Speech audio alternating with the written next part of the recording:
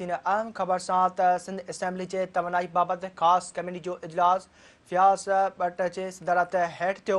इजलास में के इलेक्ट्रिक समेत बिजली कंपनियुनि जे सरबराहनि जी शिरकत कई। मेंबरनि तरफ़ां के इलेक्ट्रिक समेत बिजली कंपनियुनि जे सरबराहनि खां लोड शेडिंग ते सख़्तु पुछाणो कयो वियो। मेंबरनि सवाल कयो त कहिड़े क़ानून तहत अरिड़हं कलाक लोड शेडिंग कई पई वञे, रूल्स तहत कहिड़े नमूने लोड शेडिंग कई वेंदी आहे, क़ानून ॿुधायो वञे। नाज़रीन अहम ख़बर का अवांखे आगाह न पिया हलूं त सिंध असेंबली जे तवानाई बाबति ख़ासि कमेटी जो इजलास फ़याज़ भट्ट जे सदारत हेठि थियो। इजलास में के इलेक्ट्रिक समेत बिजली कंपनियुनि जे सरबराहनि जी शिरकत कई। मेंबरनि तरफ़ां के इलेक्ट्रिक समेत बिजली कंपनियुनि जे सरबराहनि खां लोड शेडिंग तहत पुछाणो कयो वियो। अहम ख़बर का अवांखे आगाह न पिया हलूं त सिंध असेंबली जे तवानाई बाबति ख़ासि कमेटी जो इजलास फ़याज़ भट्ट जे सदारत हेठि थियो।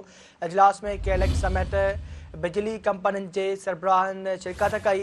मेंबरनि तरफ़ां के इलेक्ट्रिक समेत बिजली कंपनियुनि जे सरबराहनि खां लोड शेडिंग ते सख़्तु पुछाणो कयो वियो। मेंबरनि सवाल कयो त कहिड़े क़ानून तहत अरिड़हं कलाक लोड शेडिंग कई पई वञे, रूल्स तहत कहिड़े नमूने लोड शेडिंग कई वेंदी आहे, क़ानून ॿुधायो वञे।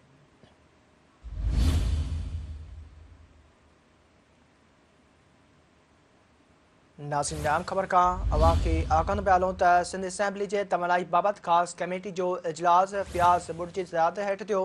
इजलास में के इलेक्ट्रिक समेत बिजली कंपनियुनि जे सरबराहनि शिरकत कई। मेंबरनि तरफ़ां के इलेक्ट्रिक समेत बिजली कंपनियुनि जे सरबराहनि खां लोड शेडिंग ते सख़्तु पुछाणो कयो वियो। मेंबरनि सवाल कयो त कहिड़े क़ानून तहत अरिड़हं कलाक लोड शेडिंग कई पई वञे, रूल्स तहत कहिड़े नमूने लोड शेडिंग कई वेंदी आहे, क़ानून ॿुधायो वञे।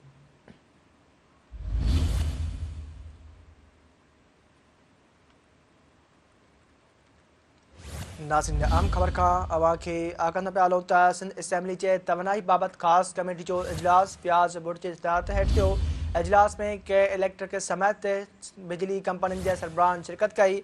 मेंबरनि तरफ़ां के इलेक्ट्रिक समेत बिजली कंपनियुनि जे सरबराहनि खां लोड शेडिंग ते सख़्तु पुछाणो कयो वियो। मेंबरनि सवाल कयो त कहिड़े क़ानून तहत अरिड़हं कलाक लोड शेडिंग कई पई वञे, रूल्स तहत कहिड़े नमूने लोड शेडिंग कई वेंदी आहे, क़ानून ॿुधायो वञे।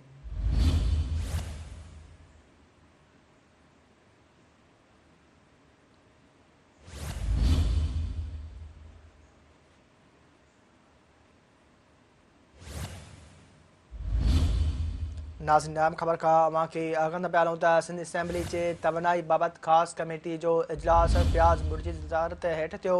इजलास में के इलेक्ट्रिक समेत बिजली कंपनियुनि जे सरबराहनि शिरकत कई। मेंबरनि तरफ़ां के इलेक्ट्रिक समेत बिजली कंपनियुनि जे सरबराहनि खां लोड शेडिंग ते सख़्तु पुछाणो कयो वियो। मेंबरनि सवाल कयो त कहिड़े क़ानून तहत अरिड़हं कलाक लोड शेडिंग कई पई वञे, रूल्स तहत कहिड़े नमूने लोड शेडिंग कई वेंदी आहे, क़ानून ॿुधायो वञे।